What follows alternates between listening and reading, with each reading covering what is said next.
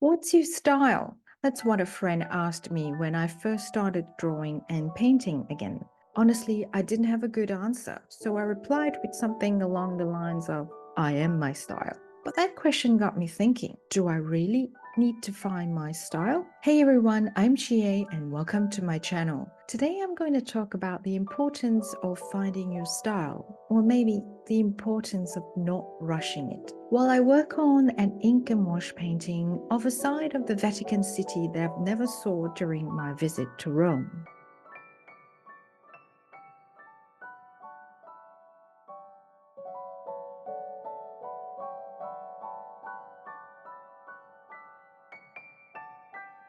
So back to the subject of finding your own style. I decided to embark on this journey after watching a few YouTube videos titled How to Find Your Style Quickly. And the result was rather disastrous because it killed the joy of doing art for me.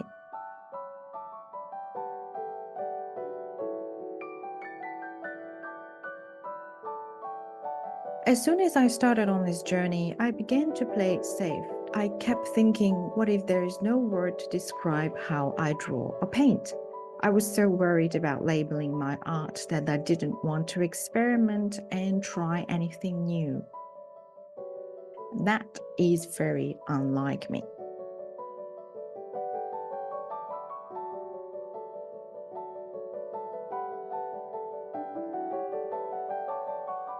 I also found myself trying to imitate artists I looked up to, like David Curtis and Andrew Pitt, just to name a few. I tried to copy their styles, but none of it was successful.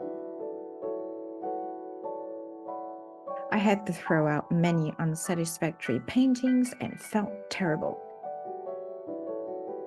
It was unauthentic and confusing because I felt like I no longer knew what I was doing. I felt the pressure to conform to a certain style, and it took the joy out of the creative process completely. Creating art started to feel very tedious.